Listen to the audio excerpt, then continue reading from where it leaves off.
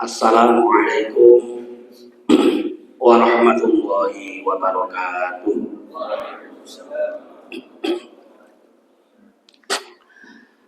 Alhamdulillahilladzi hadana lidinil Islam wa huwa a'dhamun ni'am. Asyhadu an la ilaha illallah wa asyhadu anna Muhammadan abduhu wa rasuluh. Allahumma shalli wa sallim ala nabiyyina Muhammad wa ala ali Muhammad, amma ba'd. Bapak-bapak, ibu-ibu, saudara-saudara jamaah subuh, jamaah pengajian pada subuh Masjid Taqwa Solonatan, ingkang kula hormati, ingkang mugi-mugi kita sedaya tansah dipun rahmati dan diridhoi oleh Allah Subhanahu wa taala. Amin. Marilah kita awali pengajian pagi ini dengan mengucapkan lafal basmalah bersama-sama. Bismillahirrahmanirrahim. Kita lanjutkan dengan doa, kemudian sayyidul istighfar bersama-sama. Raditu billahi rabba wa bil islami dina wa bi Muhammadin nabiyyan wa rasula. Rabbi zidni ilma warzuqni fahma. Amin. Allahumma anta rabbi la ilaha illa anta khalaqtani wa ana 'abduka wa ana 'ala 'ahdika wa wa'dika mastata'tu a'udzu bika min syarri ma sana'tu abu'u laka bi ni'matika 'alayya wa abu'u bi dhanbi faghfirli fa innahu la yaghfiru dzunuba illa anta. Selanjutnya tentu kita harus bersyukur kepada Allah karena Allah masih menjaga iman kita, dibuktikan dengan konsistensi kita di dalam berjamaah sholat subuh sekaligus thalabul ilmi. Bapak Ibu yang saya hormati, salah satu misi Rasulullah Muhammad SAW adalah memberikan petunjuk kepada umatnya agar umatnya itu bisa hidup selamat di dunia dan di akhirat. Kalau saat ini kita membaca media, baik itu media elektronik maupun media cetak. Kalau elektronik tentu yang paling sering dibaca adalah internet ataupun juga di YouTube ya. Banyak prediksi yang menyebutkan bahwa dunia, khususnya di mana kita tinggal di Indonesia, itu terancam dengan berbagai macam bencana besar, dan itu sudah dimulai beberapa saat ini. Misalnya kalau kita membaca berita akhir-akhir ini yang namanya bencana alam, kalau saat ini ya banjir yang banyak itu melanda di hampir semua negara. Bahkan di negara yang katanya maju itu pun tidak lepas dari berbagai macam bencana. Di Korea Selatan yang dikenal sebagai negara maju itu pun saat ini dilanda banjir besar karena hujan yang berhari-hari, sehingga ribuan, tercatat 7.000-an lebih yang mengungsi. Kalau kita tinggal di Jogja ini juga sudah lama ada prediksi megatrust gitu ya, yang nanti dampaknya luar biasa. Juga fakta yang menyebutkan adanya setiap tahun itu volume air laut selalu naik dan diprediksi di beberapa pulau itu akan tenggelam. Dan yang pertama tenggelam adalah Jakarta Nah itu prediksi, makanya kan terus bikin IKN kayaknya begitu. Alhamdulillah kita di Jogja tidak tenggelam dulu ya kira-kira. Tapi itu kan nanti tadi di Jogja Megatrust. Nah Bapak Ibu yang saya hormati, tadi di awal saya menyampaikan bahwa salah satu misi Nabi adalah memberikan petunjuk. Nah salah satunya adalah petunjuk agar kita selamat. Maka Nabi memberikan 3 konsep hidup agar kita selamat.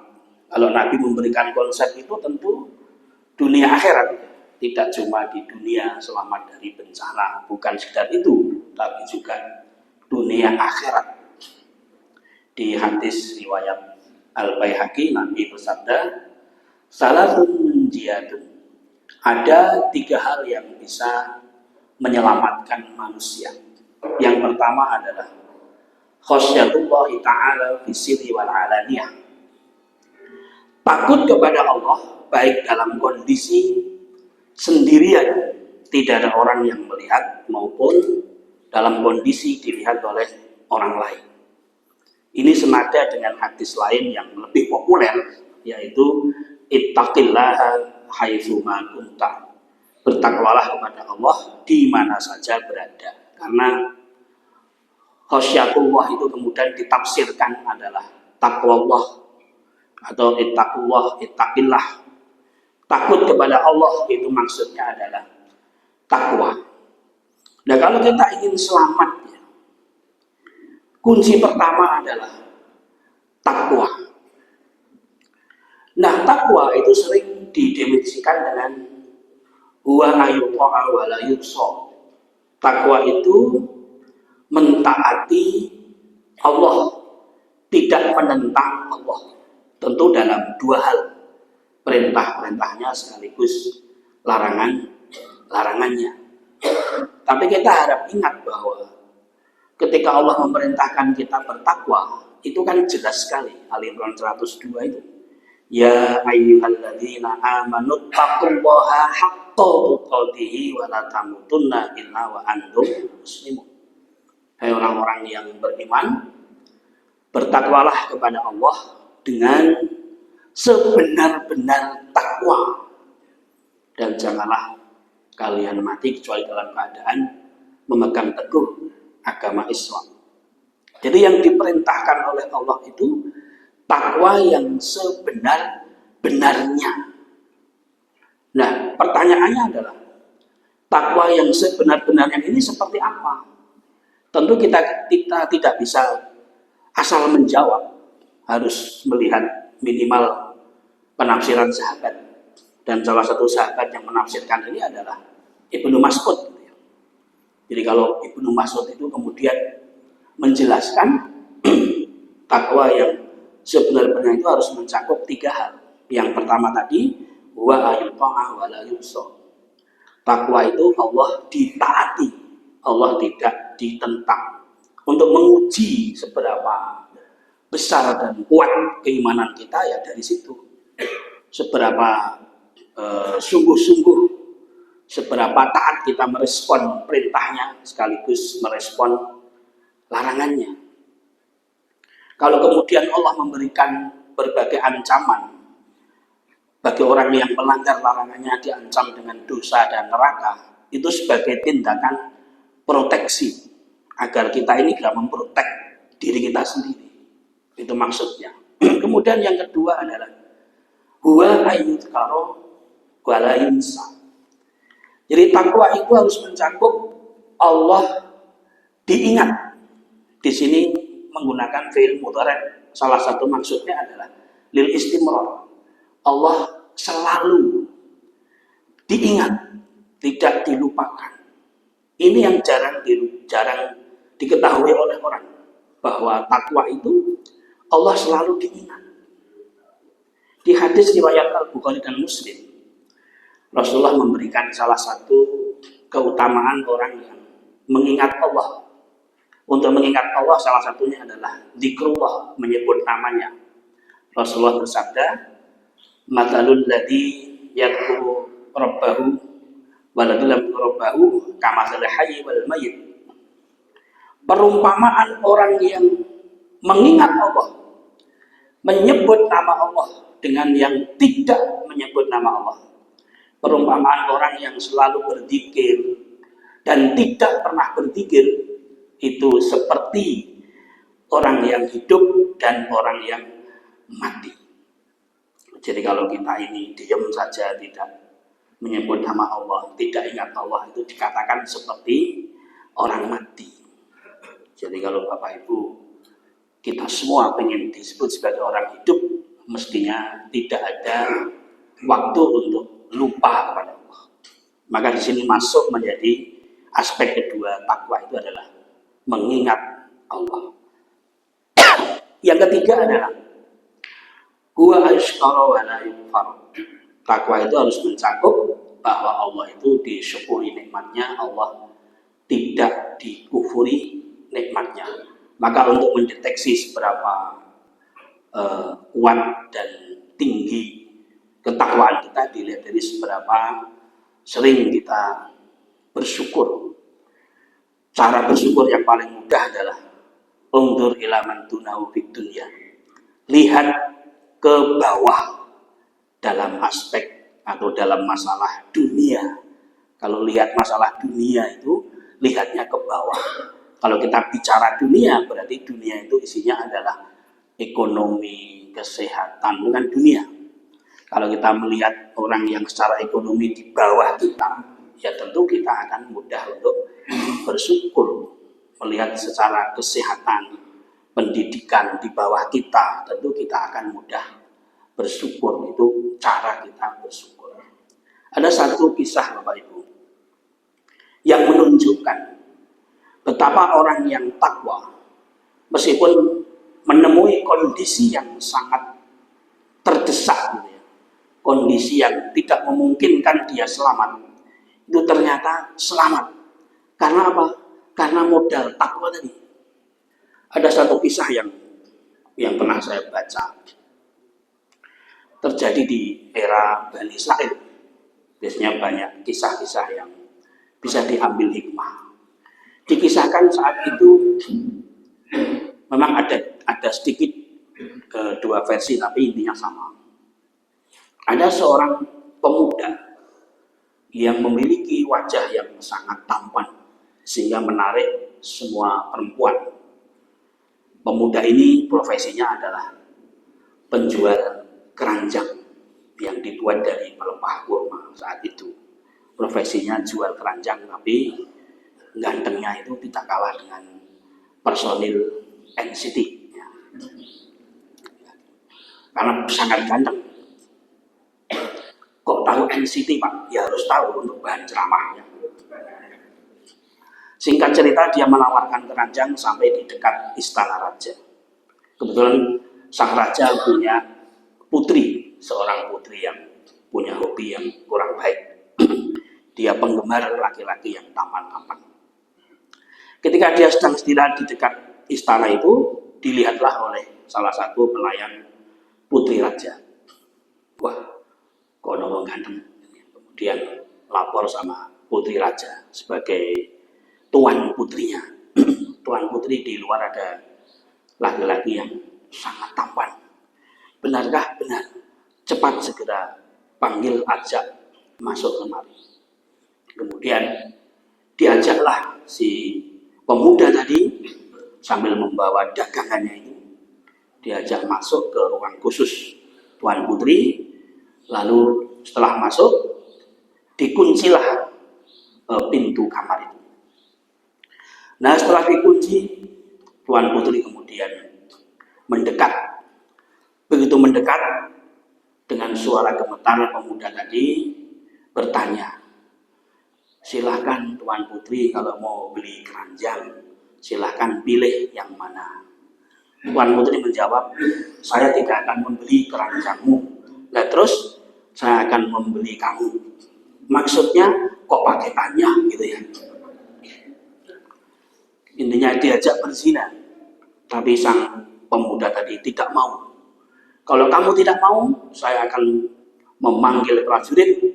Nanti kamu akan ditangkap dan dihukum berat. Lalu pemuda tadi berdoa, Ya Allah, selamatkanlah hamba ya Allah. Begitu dia selesai berdoa, mendapat ide seolah-olah dia disuruh lompat dari kamar itu, dari loteng, karena itu berada di lantai 2. Rumah tingkat itu sudah lama ada ya, kalau kita baca kisah-kisah itu banyak kisah yang menunjukkan ada rumah tingkat itu sudah lama. Dari lantai 2 kira-kira dia lompat ke bawah yang menurut logika itu celaka ya, tidak selamat. Tapi ternyata begitu dia sampai lompat ke bawah itu selamat, tidak luka, tidak ada cedera apapun. Begitu sampai di bawah, laki-laki bertakwa tadi kemudian berdoa, ya Allah, saya jadi orang miskin kok rasanya seperti ini, dianggap barang. Berilah hamba rizki ya Allah, agar saya jadi orang yang kaya sehingga tidak disepelekan orang. Selesai berdoa, jatuhlah dari langit bongkahan emas. Wah, ini kan tiba-tiba emas meledak, kira-kira begitu ya suaranya disebutkan. Ada riwayat emas itu sebesar kepala binatang, sebesar kepala kambing. Ada yang riwayat yang emas itu kecil-kecil tapi banyak, sebesar belalang tapi banyak. Begitu lihat emas itu ada suara, wahai pemuda, apakah kamu ingin nikmatmu di akhirat tidak akan berkurang sedikit pun? Spontan dia menjawab, iya. Begitu dia menjawab, iya, masih hilang. Sudah sugih. Itu apa inti kisah ini? Orang takwa itu diselamatkan. Sebagaimana resep dari Nabi tadi. Itu kan terdesak ya, tapi dia bisa selamat. Tentu kisah yang lain masih banyak. Nah, kemudian yang kedua, konsep dari Nabi adalah wal adlu fil ridha wal ghadab. Kalau pengen selamat, maka yang kedua itu adil, bersikap adil, baik dalam kondisi suka ataupun tidak, baik kepada orang yang disukai kelompoknya ataupun kepada orang yang tidak disukai, bukan kelompoknya, yang tidak mendukungnya, bukan relawannya. Adil.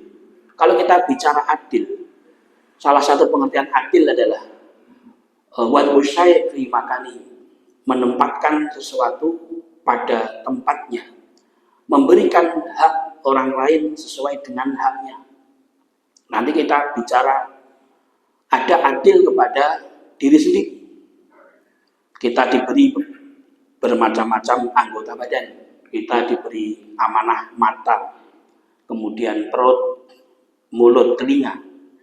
Kita dituntut bisa adil kepada anggota badan kita ini. Memang seolah-olah ini wajah, ini mata, ini perut milik kita, tapi semua itu adalah amanah. Kalau kita ingin adil kepada mata, harus mata diberi hak untuk istirahat. Kapan harus tidur, kapan harus bangun. Terlalu banyak tidur ya tidak baik, terlalu banyak berjaga juga tidak baik. Nah, diberi hak adil kepada diri sendiri. Adil kepada Allah. Nah, kadang sering kepada Allah ini kita kadang kurang adil. Kalau persoalan dunia itu waktunya luar biasa. Tapi begitu sudah terkait dengan Allah, itu kadang sholat wajib ya, kadang telat, dan sebagainya. Ada kaos, ada anak-anak muda yang kreatif, bikin kaos islami gitu ya. Tulisannya di depan, sehingga tidak mengganggu orang yang sholat di belakangnya. Salah satu tulisannya itu luar biasa. Tulisannya begini, bekerja adalah selingan menunggu sholat. Itu kan luar biasa. Jangan sampai gara-gara kerja sholat itu menjadi tertunda, tidak tepat waktu. Maka dikatakan bekerja itu selingan menunggu sholat. Tapi jangan salah paham juga, terus kerja sampai nanti ya, ini selingan harus begitu. Ya harus profesional.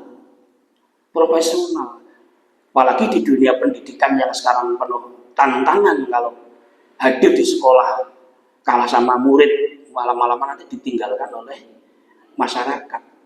Jam itu gurunya rung teko, itu jadi masalah. Jadi jangan salah mengartikan selingan, tapi maksudnya adalah profesional, tetapi jangan sampai alasan kerja itu kemudian menomorduakan sholat.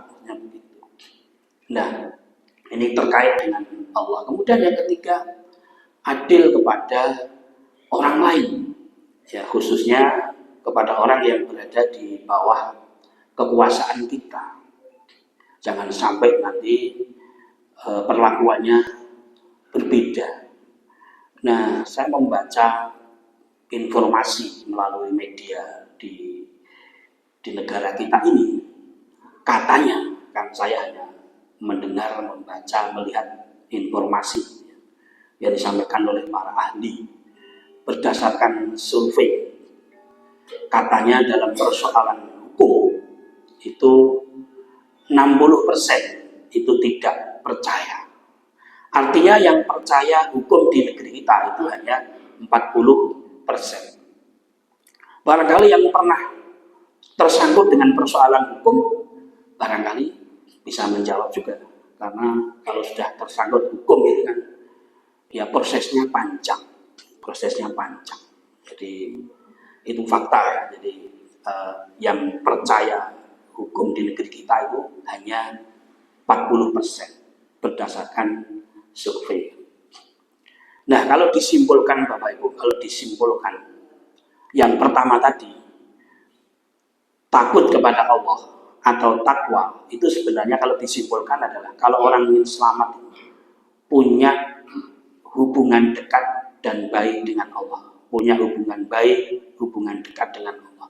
Yang kedua ini punya hubungan baik dengan manusia. Yang terakhir adalah wal qasdu fil faqri wal ghina. Kalau ingin selamat, maka setelah punya hubungan baik dengan Allah, punya hubungan baik dengan manusia, disimpulkan dengan adil tadi, maka yang ketiga adalah bersikap hidup hemat baik dalam kondisi fakir, miskin, ataupun dalam kondisi kaya, duitnya banyak. Nabi kita itu bukan sarjana ekonomi, tapi punya konsep ekonomi. 15 abad yang lalu Nabi sudah memberikan konsep ekonomi yang luar biasa. Hidup hemat. Hemat itu seperti apa? Ya kita cek di Al-Furqan 67. Hemat itu adalah walladzina idza anfaqu lam yusrifu wa lam yaqturu wa kana baina dzalika qawama. Hemat itu artinya membelanjakan hartanya itu lam yusrifu, tidak berlebih-lebihan. Juga lam yaqturu, tidak terlalu pelit.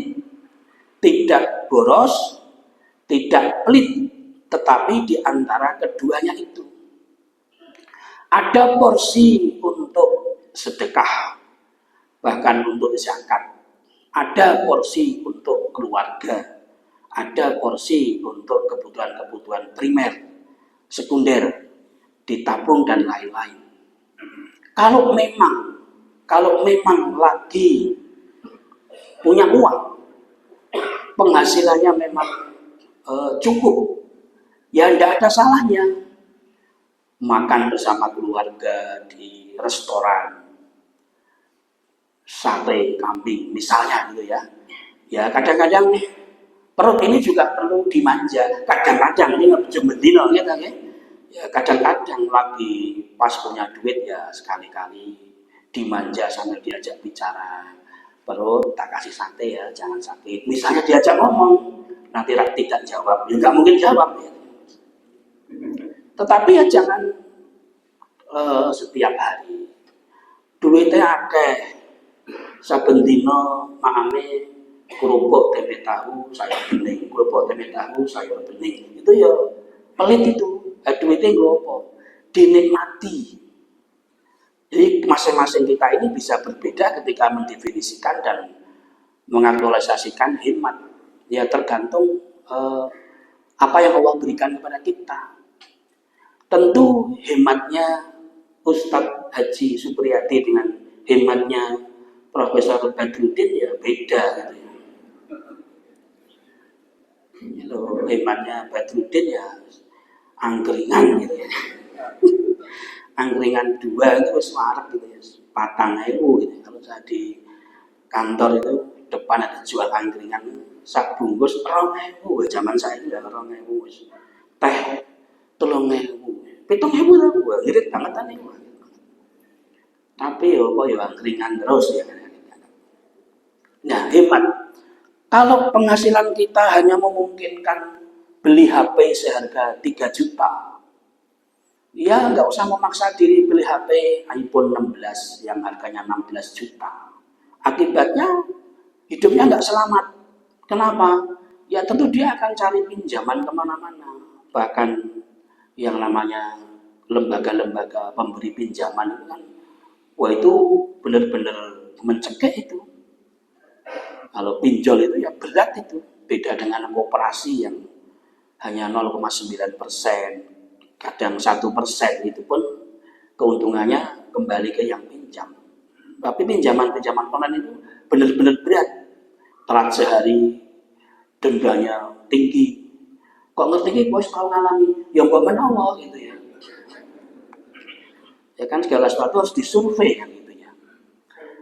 Jadi Rasulullah luar biasa.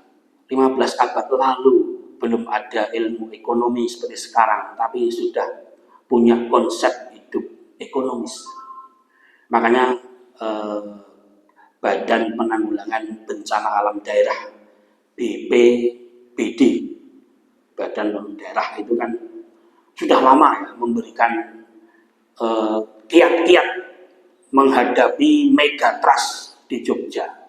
Karena kita nggak tahu, belum ada yang bisa memprediksi kapan terjadi gempa. Kiat-kiat menghadapi megatrust itu mendekatkan diri kepada Allah, menyiapkan bekal kalau terjadi nanti harus mengungsi, sudah siap di bawah. Yang ketiga ini sing rada masalah, siapkan uang. Nenek duit gitu ya. Siapkan uang ini yang jadi masalah ini. Kalau bagi yang punya kan disimpan sendiri untuk persiapan kalau suatu saat benar-benar terjadi itu. Nah demikian Bapak Ibu yang dapat saya sampaikan untuk pagi ini. Siapapun kita tentu menginginkan hidup ini selamat, bahagia dunia akhirat, dan konsep dari Nabi ada 3 tadi. Yang pertama adalah takut kepada Allah atau takwa kepada Allah, baik ketika tidak ada yang melihat maupun ada yang melihat. Ibnu Mas'ud kemudian menjelaskan takwa itu harus mencakup 3 hal: mentaati Allah, mengingat Allah, mensyukuri nikmat Allah. Yang kedua adalah adil kepada diri sendiri, kepada Allah, kepada orang lain. Yang terakhir adalah hidup hemat, menggunakan rezeki yang Allah berikan secara cermat, tidak boros, tidak pelit, tapi di antara kedua itu. Semoga Allah memudahkan kita mengamalkan 3 hal ini sehingga kita termasuk orang yang selamat di dunia wal akhirah. Amin. Kita tutup dengan bacaan alhamdulillah bersama-sama. Alhamdulillahirabbil alamin. Ada kurang salah saya mohon maaf. Assalamualaikum warahmatullahi wabarakatuh.